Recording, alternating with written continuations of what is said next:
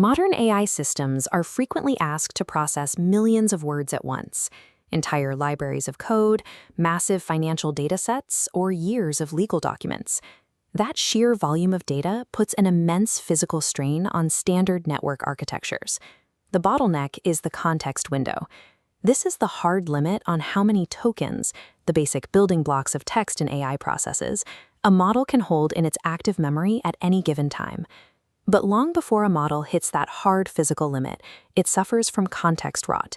The AI's reasoning quality degrades, and it starts losing track of details, causing the logical structure of its output to break down. This table compares base models to the Recursive Language Model, or RLM. The GPT-5 base model hits its context limit early, while the RLM maintains high performance. On dense benchmarks like BrowseCom Plus, the base model scores 0, whereas the RLM achieves over 91%. Since we cannot endlessly expand a digital brain without losing focus, the RLM architecture takes a different approach. It moves the data out of the model's internal memory and places it onto an external workspace. The industry has tried several workarounds to deal with context limits. One common method is the summary agent, which repeatedly compresses long text to fit inside the window. But summarization is inherently lossy. It captures high-level themes, but drops the technical specifics needed for rigorous mathematical verification. Another approach is retrieval-augmented generation, or RAG. This acts like a keyword search, pulling specific, isolated snippets of text into the model's view only when a match is found. This fails on information-dense tasks.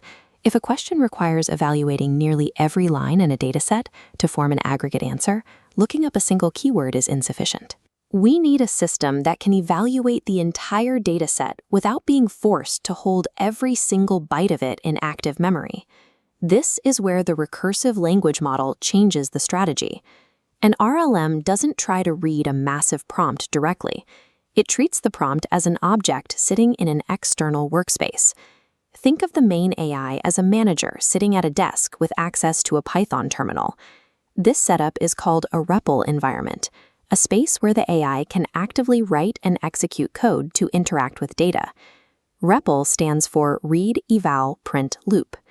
This diagram shows how the massive text is loaded directly into the environment as a variable named p. It sits completely outside the active context window of the transformer, which is the core neural network doing the reasoning. Instead of reading the document blindly, the root LM writes code to probe the text. It uses RegEx, which are regular expressions used to search for specific character patterns, to scan the data. This screenshot shows the Python code in action. The model writes a script to scan thousands of lines of text and returns only the exact snippets that match its logical search criteria. By writing code to navigate the variable, the model controls exactly what enters its attention window, filtering out irrelevant noise programmatically. But what happens when those filtered snippets are still too dense or complicated for the manager to evaluate all at once? The root LM writes a line of code to spawn a miniature version of itself. It creates a submodel, a Minion, to handle one specific, highly targeted task. These sub-language models are cheap to run. They read one small chunk of text, solve one tiny isolated problem, and report their findings back to the main environment. This code block shows that delegation in practice. The manager sends a subcall to analyze a specific article, verifying that a festival was in its 13th year, and successfully extracting the winner's name, Maria Dalmasio. The manager gathers all these return data points and uses code to stitch them together into one large, accurate composite output. Breaking a document into thousands of manageable microtasks allows the AI to process datasets that are millions of tokens long. You might assume that spawning hundreds of submodels would cause computing costs to skyrocket. In reality, RLMs are typically cheaper than base models because they selectively view context. They avoid the expense of rereading the entire document for every single step of the reasoning process. These bar charts show the actual cost comparison. Look at the 50th and 75th percentiles. The RLM maintains efficient operating costs, avoiding the financial penalty incurred by summary agents and active retrievers. Spending compute to write code and spawn subtasks is a targeted investment. It turns out that giving a model the tools to think carefully is more efficient than building an endlessly larger base model. Intelligence scales through selective attention, not just raw memory capacity. This approach represents the shift toward inference-time scaling. This is the strategy of giving a model more time and processing power to work through problems while it generates an answer.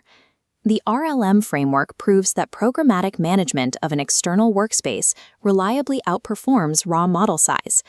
We are watching the architecture of AI move toward an active factory model, orchestrating fleets of specialized agents to process information. Raw model capacity is just one part of the puzzle. The most effective systems will be those that can coordinate tools and organize data across an infinite workspace.